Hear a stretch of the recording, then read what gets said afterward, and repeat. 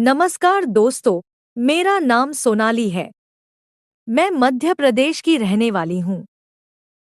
मेरी शादी 2 साल पहले नवंबर में हुई थी। मेरे पति की शादी के 5 महीने बाद ही मौत हो गई थी। अब मैं बहुत परेशान रहने लगी थी। लेकिन हाँ, मैं देखने में बहुत ही खूबसूरत थी।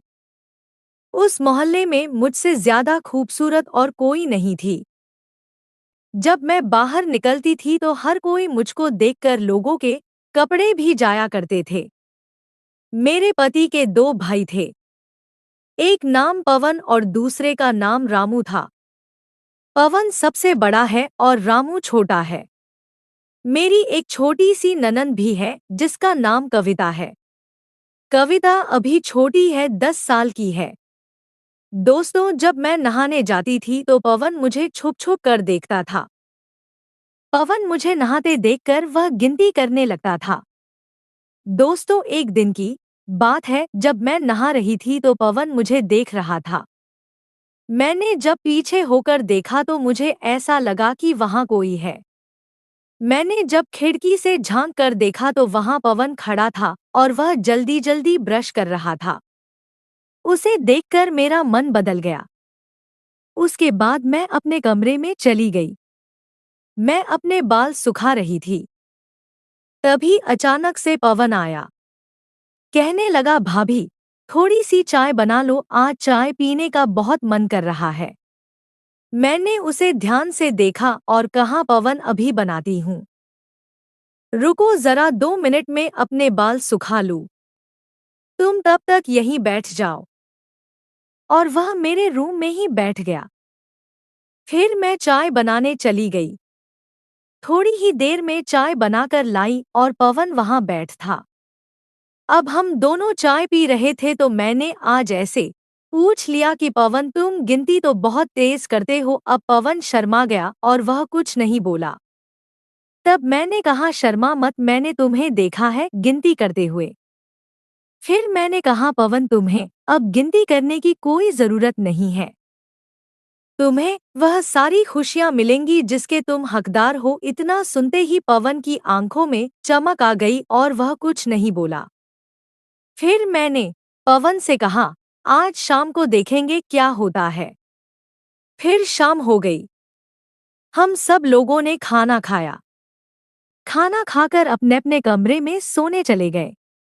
अब मुझे नींद नहीं आ रही थी। मेरी आंखों के सामने वह सब दिख रहा था। पवन बाहर पलंग पर लेटा था। उसे भी नींद नहीं आ रही थी। फिर मैं अपने कमरे से चुपके से उठकर बाहर निकली और पवन को जगाकर उसको उठा लाई। मैं उसे अपने कमरे में लेकर आ गई और लाइट चली जाती है।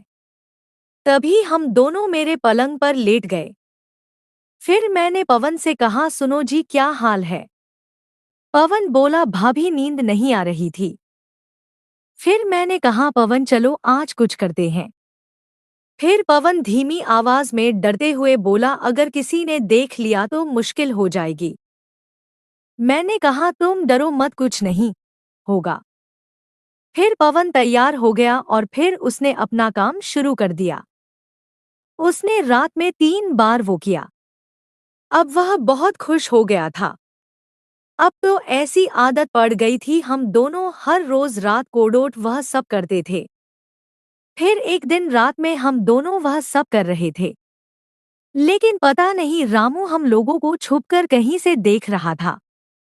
फिर रामू ने आवाज लगाते हुए कहा, अब मैं मम्मी पापा को सब बताऊंगा। अब हम दोनों के रोंगटे खड़े हो गए कि अगर इसने बता दिया तो हम दोनों मारे जाएंगे। मैं शर्म से पानी पानी हो गई और पवन भी शर्मा गया तो मैंने बोला, रामू यहाँ आओ, सुनो तो सही। रामू बोला, भाभी, मैं नहीं सुनूंगा। मैंने उसे प्यार से बुलाते हुए कहा, अरे रामू, यहाँ तो आओ, सुनो तो सही। रामू धीरे धीरे मेरे पास आया। उसके मन में भी वह सब करने का था। वह केवल नाटक कर रहा था। फिर मैं रामू से कहा, रामू, किसी से कहना मत। हम लोग क्रिकेट खेलेंगे, नहीं तो मुश्किल आ जाएगी। रामू बोला, मैं मम्मी पापा को बताऊंगा। मैंने उसे चुप करते हुए कहा कि कोई बात नहीं रामू, तुम पीछे से आ जाओ, तुम भी अपना मन खुश कर लो। अब रामू और पवन दोनों भाई हो गए। आगे पीछे से पवन और रामू अपनी क्रिकेट दोनों तरफ से चलने लगे।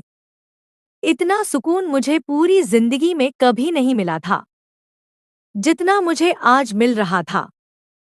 फिर सुबह हो गई और हम सब उठकर नहाने धोने चले गए। मैंने चाय बनाई और हम सब ने मिलकर चाय पी और सुबह के 6 बजे बज गए थे। मेरी सास और ससुर दोनों बाजार जाने के लिए बोल रहे थे। मैं जल्दी से खाना बनाया और उनको खाना खिला दिया। मैंने कहा मम्मी पापा खाना खाकर चले जाएंगे क्योंकि उनको बहुत सारा सामान लाना था। तभी 10 बज गए थे और वह बाजार के लिए जाने लगे थे। अब हम तीनों ही घर में रह गए थे और एक मेरी ननंद भी उनके साथ ही चली गई थी। तभी मैं पवन और रामू से कहा कुछ हो जाए फिर, तो पवन और रामू ने देर नहीं लगाए और वह पलंग पर पटक कर दोनों वह सब करने लगे। उन्होंने मुझे जन्नत में पहुंचा दिया क्योंकि ऐसा सुकून मुझे कभी पूरी जिंदगी में मिल ही नहीं सकता था। तो दोस्तों, अब हम हर रात को वह सब करते और मेरे दोनों देवर भी बहुत खुश रहते हैं और मैं भी बहुत खुश रहती हूँ। अब मुझे किसी बात की चिंता नहीं है। तो दोस्तों, अब हम क्रिकेट खेलने लगे थे और हम सब अब एक साथ क्रिकेट खेलते थे। दोस्तों, एक साथ क्रिकेट खेलने में जो मजा आता है ना, वो अकेला क्रिकेट खेलने में मजा नहीं आता है। दोस्तों, एक आदमी तो सिर्फ बॉल पकड़ता है, लेकिन दूसरा आदमी बैट चलाता है और तीसरा आदमी पीछे से बॉल को कैच करता है।